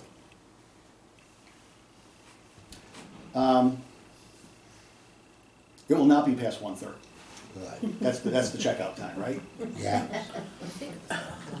So one of the questions that's always intrigued me in the area of leadership is the whole question about whether leaders are born or are made. Some years ago, it must have been back in the late 90s maybe, a group in Michigan called the Kellogg Foundation came up with the idea. They fund projects and programs in higher education frequently, and the Kellogg Foundation leaders of the certain group were concerned that the current leaders in higher ed across the country were old and going to be retiring, and we needed to start to train the next generation of leaders. And so the Kellogg Foundation funded all of these programs at universities all across the country to help develop rising leaders who could someday take over the leadership of higher education institutions. Mm-hmm. And I got asked to participate in this. I don't know why or by whom, but I got invited to this. And I remember our very first session. Penn State had a new president named Graham Spanier, and the leader of our group at Penn State thought, boy, it was a great coup. She got President Spanier with this busy schedule in his first year to come and address our group about leadership. So we all waited, bated breath to hear what President Spanier was going to say about leadership. And President Spanier said, you know, if you want to join a group like this, that's fine, I guess. But I don't really know that you can learn a whole lot about leadership. You either have it or you don't. And he said, I think you're born with it. And, don't quit this. This is okay. But, even when you come out of here, you might not necessarily be any better leader than you were when you started. Well, of course, the leader of this group that invited him and to whom we were looking for wisdom was just mortified that the president would say, there's not really anything you can do about this. You either have it or you don't. So I contrast that with Vince Lombardi, the former head football coach, most readily known for the Green Bay Packers, also coached for the Washington Redskins a little bit near the end of his career. Lombardi said, leaders aren't born, they are made. And they are made just like anything else, through hard work. And that's the price we'll have to pay to achieve that goal or any goal.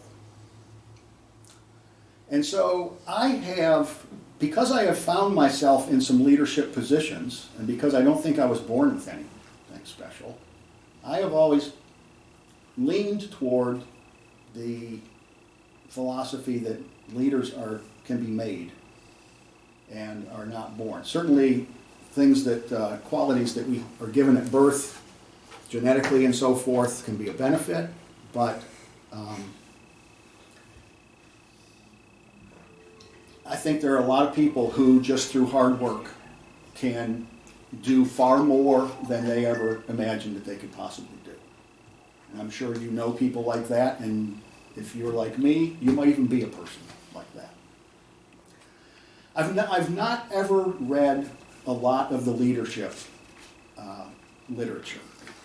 It seems like there's a whole cottage industry of people publishing books on what it means to be a great leader and how to be a leader. And partly because I never had time, and partly because even though I believe you can become a leader by hard work, that stuff just never interested me for some reason. But all my colleagues at Penn State, they were all reading this stuff. I didn't have to read any of it because they would all tell me every day. They'd tell me what they had read yesterday and last night. And in that category, one of the things that stuck with me was a book that was written, I don't even know the name of the book, a book that was written by Max Dupree. I don't know if that name means anything to you. This would have been in the 80s, maybe, the 1980s. Max Dupree was the CEO of what had been the Herman Miller office equipment and supply company. That was a company that his family started, and the CEO position had been handed down through the family. And Max Dupree wrote a lot of leadership books when he was the CEO. Very interesting man, by the way, a Christian man who for a lot of years was on the board of trustees at Fuller Theological Seminary in California. And he's actually written some really cool books. I've used some of his stories in sermons. He wrote a book about, for example, about what he learned from his granddaughter, Zoe. And the story, I'll just take a minute to tell you the story. Zoe, his granddaughter, was born to his daughter, who became pregnant by her fiance, and when the fiance found out she was pregnant, took off. And so Zoe is born. She's extremely premature. And Max Dupree talks about going to visit Zoe in the emergency room. And he says to the nurse, I just feel helpless. What can I possibly do?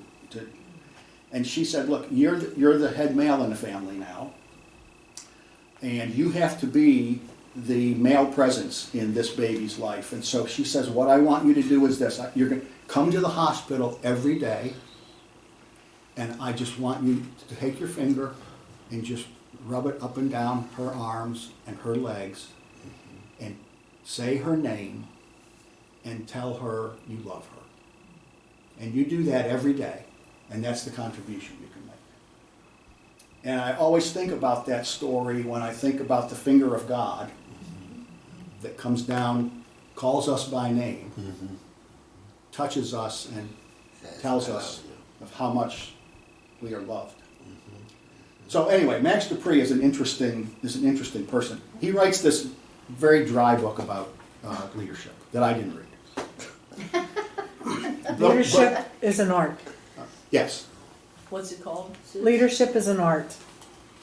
There are several of them. So, and then there's another one about Zoe. I think Zoe is in, Dear Zoe. Dear Zoe, yeah. So anyway, Max Dupree says, these are the three things that all leaders do. He said that the most important thing you do as a leader is to articulate a vision. Oh, that makes sense. Your job is to lay out for everyone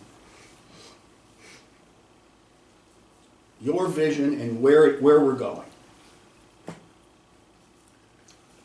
Think about Martin Luther King. Most famous speech, I Have a Dream. That's King laying out his vision for what this country could be. And not only does he do that, but he does that in a way that invites everyone else to make it their vision too. I know you on your best day want this too.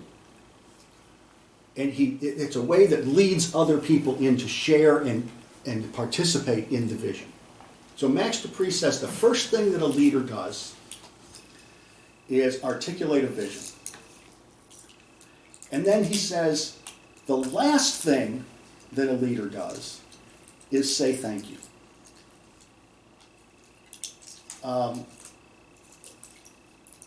Probably anybody who's ever worked for me at Penn State would probably tell you that they got sick of me saying, I'm sorry, and sick of me saying, thanks for all your good work.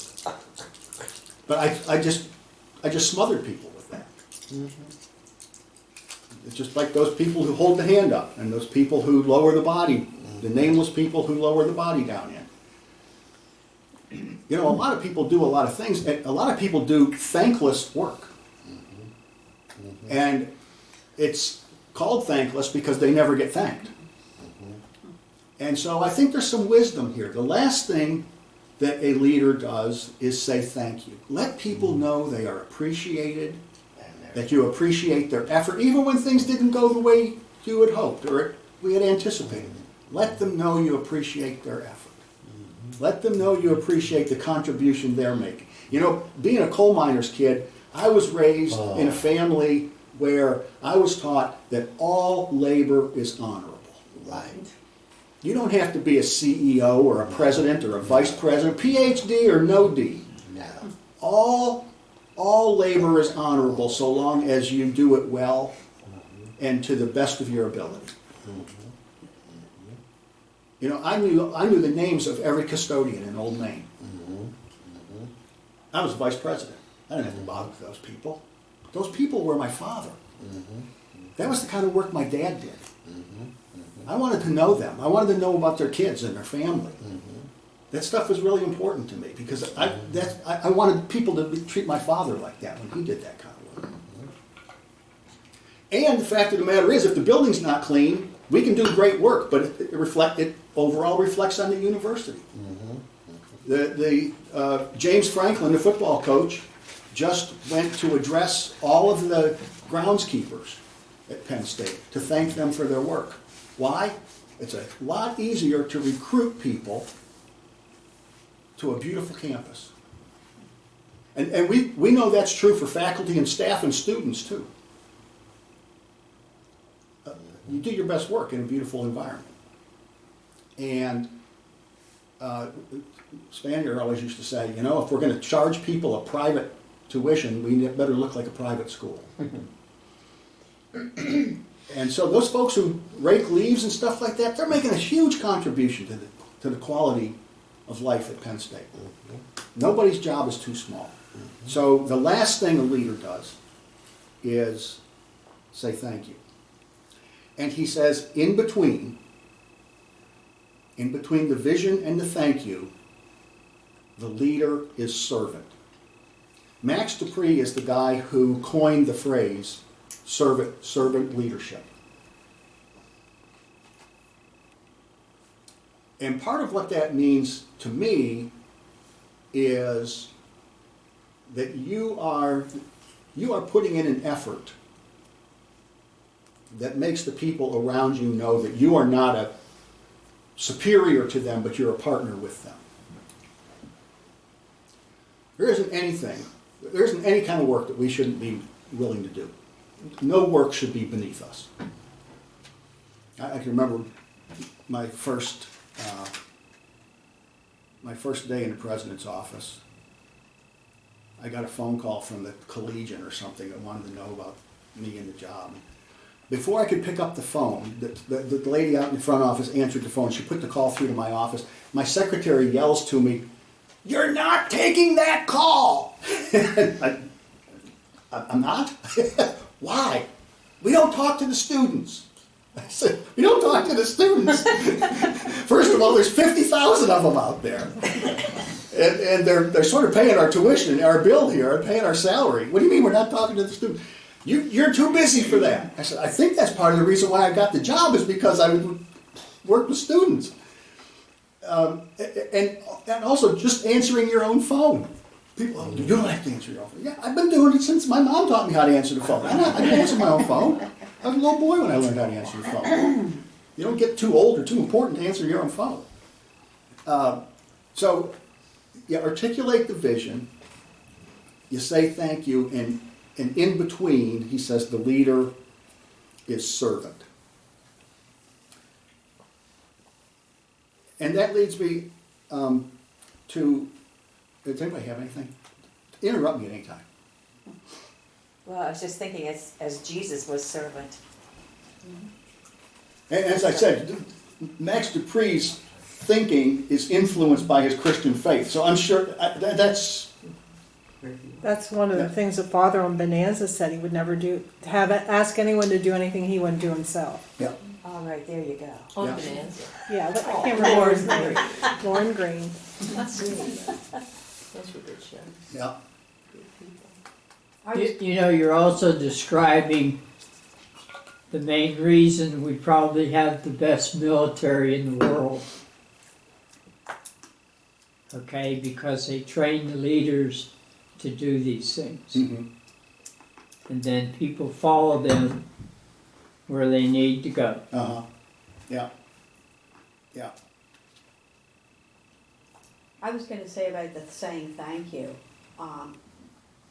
My folks over the summer, the deacons had, we always do the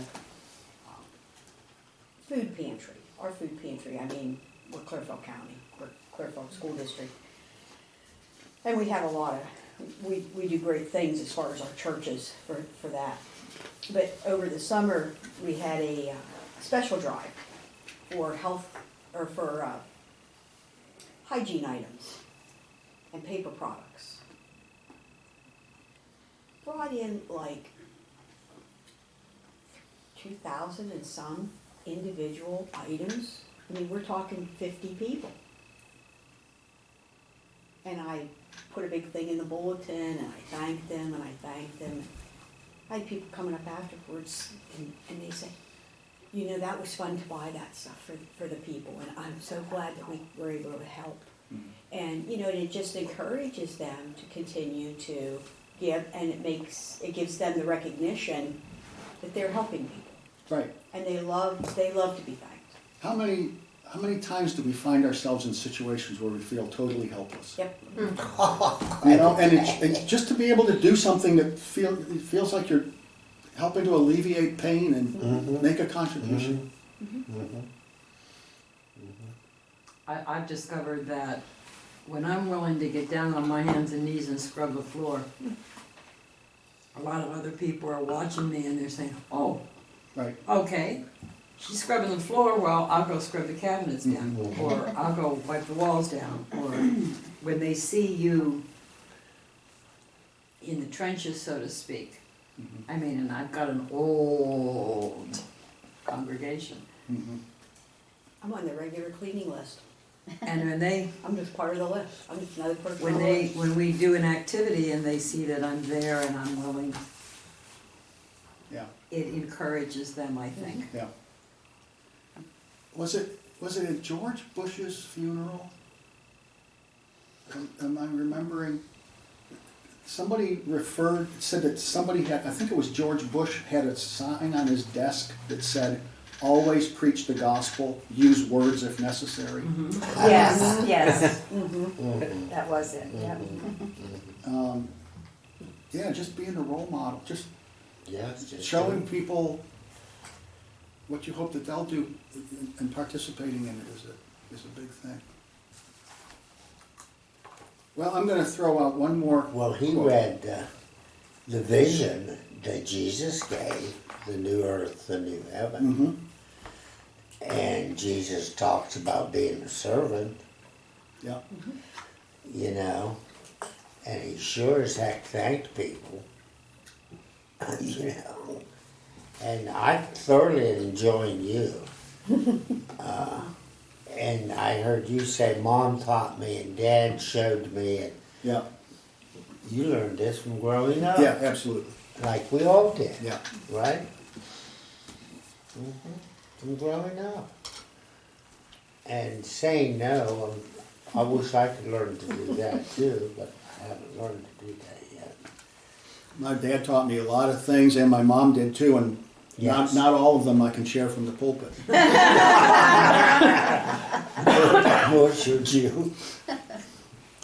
No. One of my dad's favorite things, I just used to follow my dad around. He was just sort of a handyman kind of guy. And every now and then he'd say, here, why don't you screw in this last screw?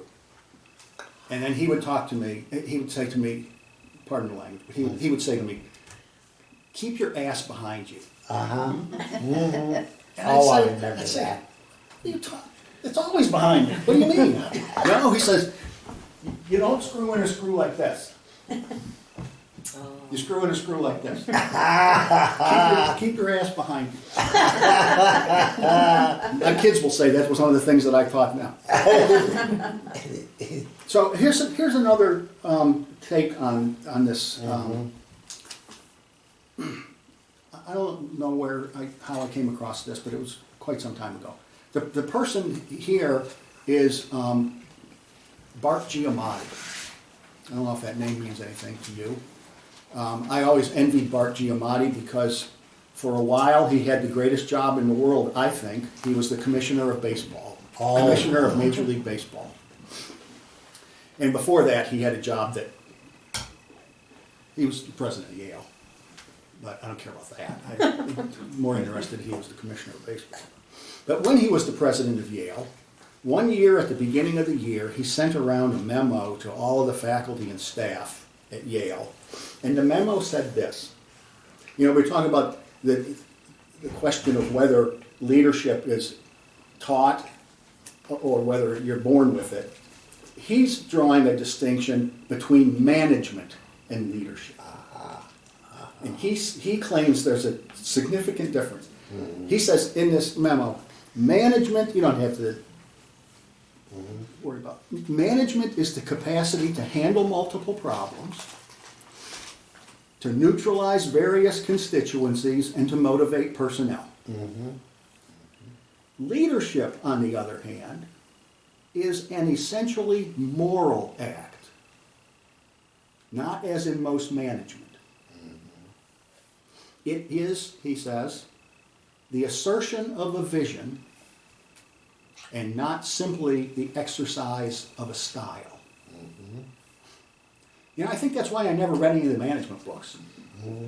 I wasn't looking, I maybe mistakenly assumed that these were going to teach me some kind of style and that probably wasn't mine. And back then, that's what all those management books were about. Management by objective. Management by walking around. And there was a new style with every book. And he says it's not about style. It's about the assertion of a vision. And that, he says, is a moral category that management is not.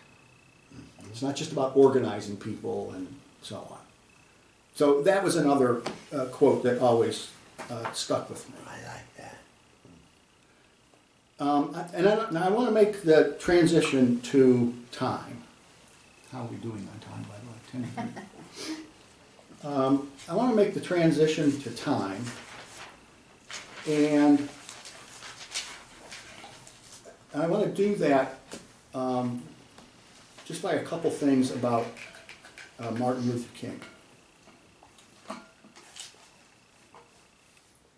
Martin Luther King said that everyone can be a leader because everyone can serve. There we go. Everyone can be a leader because everyone can serve.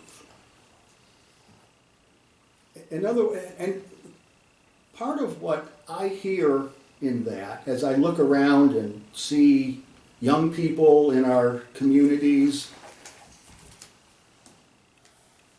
I think about the lessons that from my parents and the other elders in our communities, that somehow we need to convey to people that leadership is a vocation and not a hobby. It's a lifestyle. It's not something you turn off and on. It's a vocation. It's like our calling. And somehow, one of the things that worries me as I think about the future is that how do we pass along this ethic of leadership, this ethic of service, and an ethic of giving? How do we pass along the ethic of service and leadership and giving to a younger generation?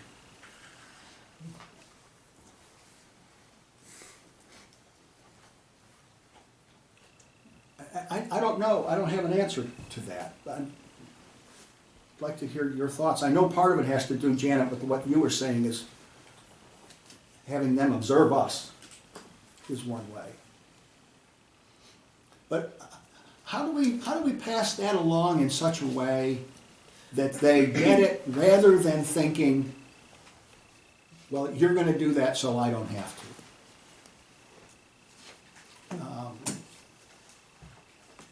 And I wonder about that. I think that's the $1,000,000 question in our churches, because so many of the young folks do not come. Right. I mean, the youngest person is like 40-something, and their son comes, but a lot of the younger people either find it boring or they just want something else, and I don't know. That's a real important thing. Yeah. I mean, how do you get them to like what you like? Like Ed, this is very interesting. I'm thinking about what he's doing and working. Well, how is your new worship community different from what's going on upstairs? Or, can you answer that, or can you speak to that? The biggest thing, the biggest difference that I find, and it's kind of irrelevant to the topic, is that we're raising them up like you would a youth group. These are people who have almost no knowledge of faith. They're a lot of our members are, I'm a Christian, I believe in God. That's about as far as their faith goes. You ask them who Jesus is to them, and one of the first services we had, and we asked, who is Jesus to you? And it was deer in the headlights. No one had an answer. But what I've found is that application seems to be the big movement. If we tell them all about how wonderful it is and how fulfilling it is to serve others, deer in the headlights. They don't respond to that.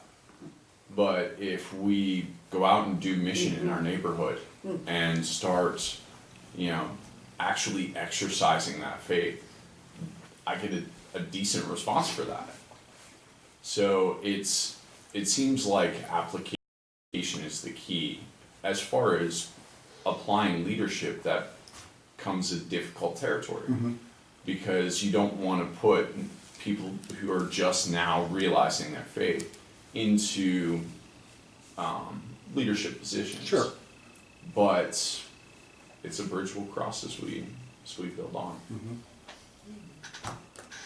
How did you get them there in the first place, Ed? Mostly Facebook. Facebook? Yeah. And you just said, what'd you say? Hey, we're starting something new? We're starting something new. So some of our members were inspired in the past. They were, we have a gentleman who's actually about a year older than I am, who was kind of dragged into his parents' faith in the Salvation Army. And he has really big piercings. He's covered in tattoos. The Salvation Army didn't like that. And they kicked him out of the church. And he kind of felt like that was just a good reason for him not to go to church again. And so I got to know him, and I said, hey, I want to start something new. You want to come and give me a hand? And he came, and kind of hit it off. So, and even things like Facebook, just gentle reminders that they're loved, gentle reminders that that there's more to this, that they're accepted. They're accepted, that this day-to-day struggle that they're going through isn't everything, and that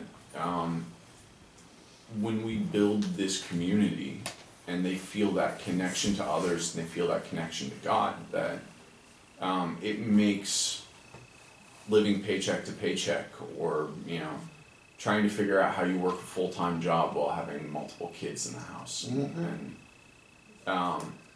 the community helps because they start getting connections and they can rely on each other, and that also builds faith, serving others. But there goes my bus. I completely lost my train of thought. Well, then you're not that young. Well done, you Ed. Thanks. It sounds to me like you also listen Yeah. There is a lot of listening. to what their needs are, and I'm excited. that's part of being a leader. Am I correct? You- If I can just take a second, we need to talk about this for a second. You know, we all come from churches where we're saying everybody's getting older and we're having problems and we're preaching to the old people or whatever Yeah. kind of thing. But we have an exciting thing happening. God is doing a new thing in the Highland Park Presbyterian Church. Oh my God. And Ed is the future here. So we're excited. COM is supporting this. CPM is very, very, very involved. And he's got a downstairs church kind of thing going. And the folks like us are still meeting upstairs, and they're still keeping the church running, and they're still paying the bills, but they're allowing Ed and his new worship community to meet in the evenings down in the downstairs at times that are more convenient for these young families, and he's bringing in a new worshiping committee. And we hope at some point in time, through educating Ed and working with him, we now call him an intern, and we have mentors for him through this, to combine those, if not combine completely, at least bring them into fellowship with one another in various things. And we're hoping then to commission Ed, and that would be the route that the Highland Park Church is going to take, rather than trying to form a PNC and find a pastor. So I think we need to be excited about Ed and all that's going on over there. I really do. Thank you, Tom, for the diversion. Oh, that's not a diversion at all, that's Yeah, exciting. and listening to Ed again, the world has completely changed. Let's face it, we all know that. And what Ed was talking about is the way the world was when I grew up. I mean, we grew up in poor, but exactly what Ed said he would like to see happen is happened when I was growing up. You know, but the world's changed completely. Why do you think that is? Because it always does. No, I think one of the main reasons that we haven't discussed here is a total lack of discipline. Well, People are Yes. growing up and don't understand that there is a set of rules that make us function better. And to go along with those is called discipline. Same with time management. well, I agree with that. I taught school for 33 years, and I know about a lack of discipline now. But the reason there is no discipline is because of all the technological changes and other things that have taken place. No, that's just an excuse. Well, also, when you think about in the congregations, in our congregation, when you look out over the pews on Sunday mornings, you know that there is a lot of older people that have chosen that this Sunday I'm not going to go. I might next. I'll come in 3 Sundays from now, but there's not a consistency there either. For the people to see the service or to see the commitment there, that it's no wonder it trickles down there too. There's another aspect to the technology is people can stay home now and watch Joyce Meyer and Joel Osteen and all these other people, and that's their church now. That's the church. There you go. Until somebody dies in the family and they don't have a pastor. That's right. Absolutely.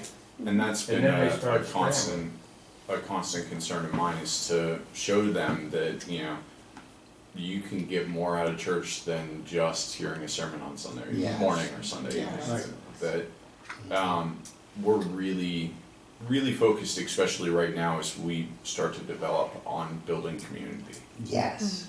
and showing people that, you know,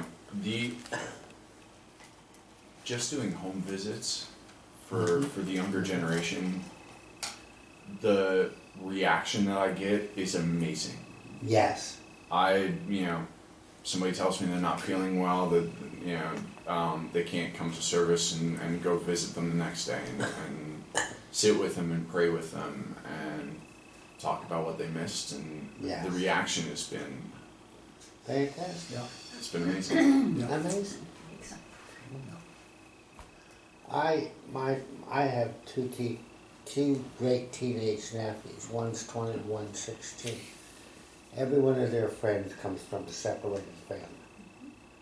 Every single one of their friends. So much for discipline. These kids don't even grow up with a family. That's number one. Number two, we all know this story. That's what I mean by technology. But yet technology is what's making his church Right. work. Yes. Yeah, I think the technology is morally neutral. It can be used for good purposes or it can be used for bad purposes. Yeah. That's exactly right. Well, of course, but that's always been the case. Right. I mean, whatever the invention is, it's not the invention, it's what It's the affects. use. It's the use of it, like he's saying, that's where the discipline comes in. The atom can be used for good or for harm. Exactly. What did Jesus do? He went out and made, what did he tell his disciples to do? Make a community, get a group, get together. Yeah. Just what we Presbyterians have always done and tried to do. Yeah. It's a lot harder to do all